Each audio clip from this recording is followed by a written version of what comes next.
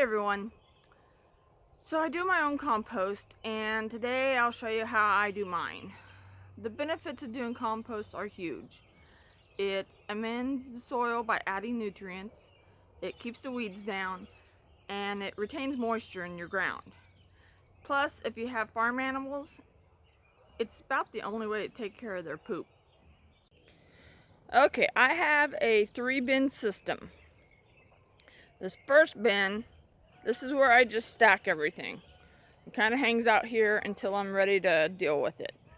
I put everything from chicken poop to weeds to the garden waste, the plants when they're done growing, just about everything.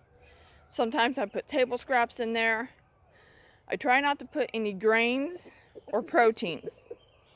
They don't break down as well. But vegetables, even if they've been cooked, that goes in there. And I don't put any poop from animals that eat meat. So no cat, no dog. But just about any farm animal you could compost. When I'm ready to work the pile, I take just a little bit from here and put it in the very bottom of whichever bin is empty. So you see the one over here, this one is empty. So what I'll do is I will take just a little bit of scrap from that very first pile, put over here, and then everything from here will get flipped over into the empty bin. I water it really well. I kind of water it as I go. I'll put 4 or 5 inches in the empty bin and then spray some water on it. Once I'm done, that's it. I just walk away.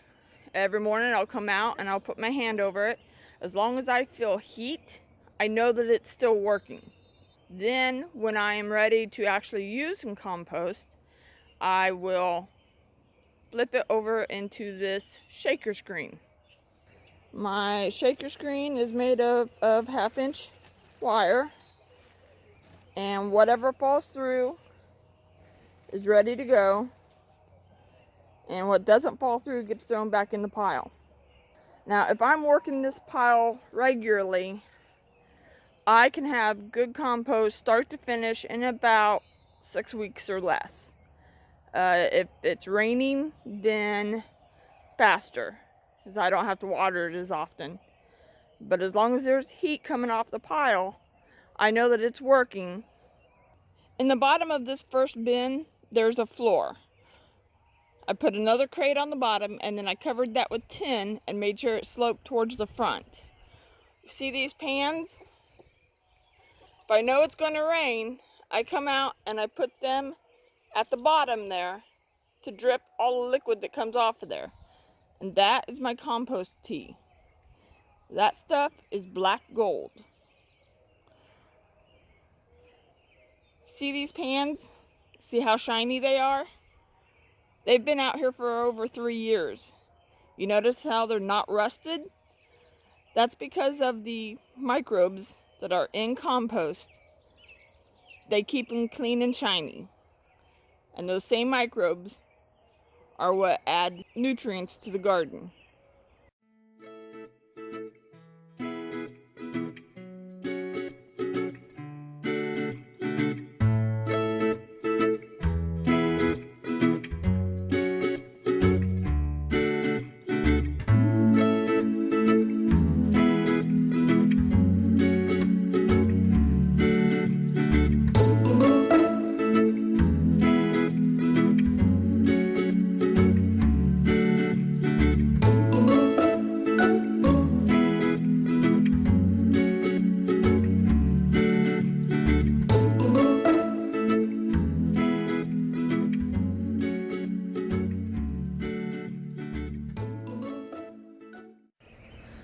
Okay, so there you have it. You make compost and get a workout all at the same time.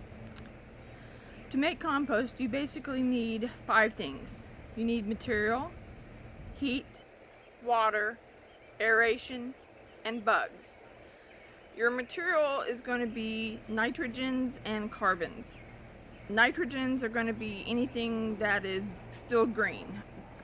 Grass clippings, your animal manure, uh, leaves that are still alive, and then your carbon is going to be anything that is dead. So any leaves that have fallen off, wood chips, straw from the garden, anything that has already turned brown. Earlier I said that I don't like to put grains or meat in my compost. I don't like putting grains in there because they have yeast, and that is a bacteria that you don't want in your compost. I don't like putting meat in there because that attracts animals, raccoons, possums, whatever, dogs. But basically anything else can go in there, anything that breaks down, anything that is biodegradable. Cardboard will go in there. Don't put plastics, they're not going to break down. The heat will generate itself. That is the actual process of the compost breaking down. It will generate heat. As a matter of fact, as I was flipping my pile from one box to the other box, there were some sticks in there that had ashes on them. That is how hot your compost will get. You need to watch where you put your compost and make sure that it's not near anything that could potentially catch on fire. As far as the aeration, that happens when I flip it from one box to the other. Some people have the containers and they just spin them, and that works too. For the insects, it's kind of a if you build it they will come type method. They'll be attracted. There'll be worms that come in. There'll be just little insects that crawl in and they start walking around in there, and that spreads the microorganisms throughout the pile, and it just all works together in a community. Well, that's it for today. See y'all later.